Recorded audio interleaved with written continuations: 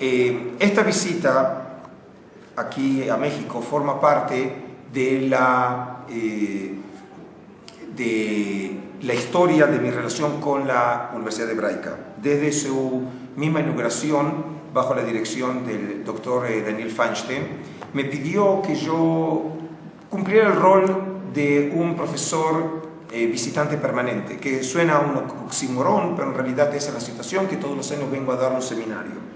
Y la idea fundamental es permitirle a los maestros, a los estudiantes, a los intelectuales de la Comunidad de México, poder acceder a distintas facetas del mundo judío.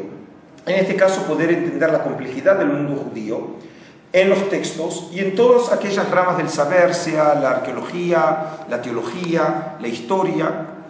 Y precisamente este año, la elección de los temas de los que en su momento envié para el seminario anual que yo doy aquí en los marcos de la maestría, fueron dos temas fundamentales. En un caso fue el tema de los rollos, porque comenzaba un nuevo grupo de maestría, y luego el tema del sacrificio de Yitzhak en la literatura y el arte. El tema de los rollos, por supuesto, tiene que ver con mi función en Israel como curador de los rollos del Mar Muerto en el santuario del libro, en el Museo de Israel de Jerusalén, y los encuentros estuvieron destinados a dos temas específicos de los rollos. En un caso, el significado y contribución de los rollos para el judaísmo, y en otro caso, el significado y contribución de los rollos para entender los orígenes del cristianismo. ¿Qué nos puedes decir de esos dos puntos? Platícanos un poquito de esos dos puntos. Sintéticamente puedo decir que los rollos del Mar Muerto representan la mayor revolución intelectual de los estudios judaicos en el siglo XX, que nos permite, por primera vez en la historia, tener documentos originales de la época grecorromana. Los rollos más antiguos son del siglo III antes de nuestra era y los más modernos, entre comillas, del siglo I de nuestra era. Y en este caso, estos aproximadamente 1000 documentos, muchos de ellos muy fragmentados, y por eso en total se hallaron en Qumran aproximadamente entre 25.000 y 30.000 fragmentos de manuscritos, nos permiten entender la enorme complejidad de la sociedad, del pensamiento, la literatura, el ritual del pueblo judío hace 2000 años atrás. Esta revolución lo que permite es llenar de contenido un periodo clave en la historia de Israel, como ser la época posbíblica, que es la época que se extiende desde finales de la época bíblica y los comienzos de la época rabínica. Y es precisamente este estadio formativo del judaísmo que, gracias a los rollos del Mar Muerto, nos permite entender la literatura, el pensamiento, la halajá, la liturgia judía en sus facetas, siglos antes de que la conociéramos en la tradición rabínica.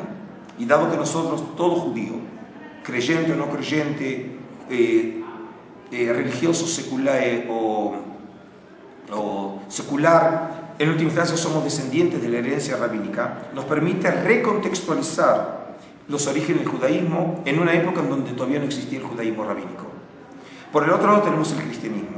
Bueno, cuando se habla sobre la contribución de los rollos del Mar Muerto al cristianismo, en realidad es una afirmación medio tramposa, porque en realidad los primeros personajes de la historia del cristianismo también eran judíos, como lo era Juan Bautista, como era Jesús, como era Pablo, y por lo tanto todo aquello que es significativo para los cristianos, para los judíos también lo habrá de ser para los cristianos.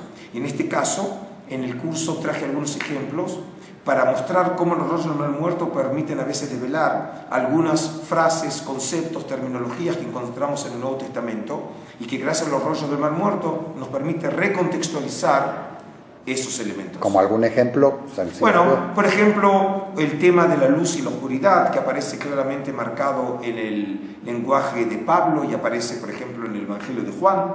Hoy sabemos, gracias a los rollos del muerto, que el tema de la luz y la oscuridad formaba parte del lenguaje teológico que habían tomado los judíos en la época romana, probablemente por influencia irania, que llega a Palestina, a la tierra de Israel de esos años, y los rollos del Mar Muerto reflejan esa nueva terminología teológica que lo vemos reflejado también en el lenguaje teológico del Nuevo Testamento.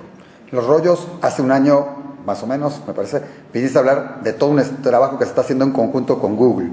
¿Algún avance, alguna cosa, todo esto que hay con los rollos del Mar Muerto? Bueno, ciertamente el 26 de septiembre del año pasado, del 2011, lanzamos por primera vez en la historia, gracias a la tecnología Google, 5 rollos del Mar Muerto, utilizando precisamente esa tecnología, con una calidad de fotografía de 1200 megapíxeles, que permite una perspectiva de los rollos que por supuesto nunca antes se tuvo en la historia, e incluso teniendo los rollos frente a nuestros ojos no podemos llegar a esa calidad de imagen que solamente lo permiten esta fotografía digital.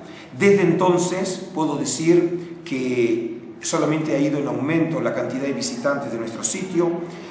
Los paneles, es decir, las explicaciones que lanzamos nosotros en Google en lengua inglesa, acaban de ser ahora traducidos y ya están puestos en Google en chino.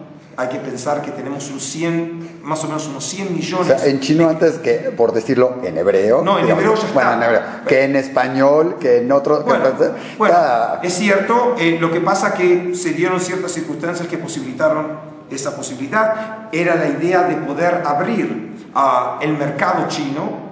Estamos hablando de una superpotencia mundial, probablemente la segunda economía del mundo, con 100 millones de cristianos. Ese es un mercado muy importante que nos parecía que podíamos abrirlo por medio del chino, suponiendo que buena parte del mundo occidental puede leerlo en inglés. Ya tenemos también los paneles en hebreo.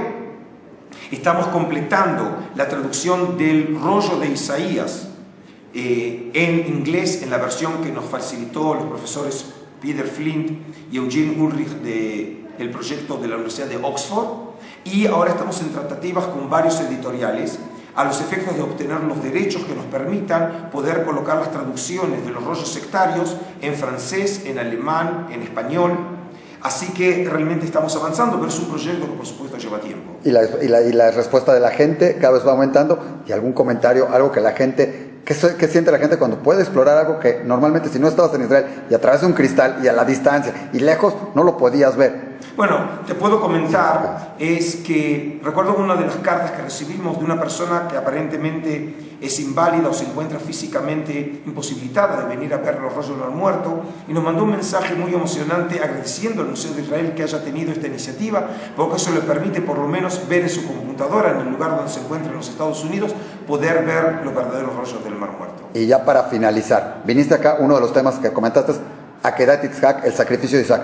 Una pequeña reflexión sobre esto y el cristianismo y el judaísmo. ¿Cuál es la importancia para ambos dos? Bueno, sabemos que el texto de Génesis 22, en donde se relata el sacrificio de Isaac, es uno de los textos fundamentales de la conciencia religiosa de Occidente.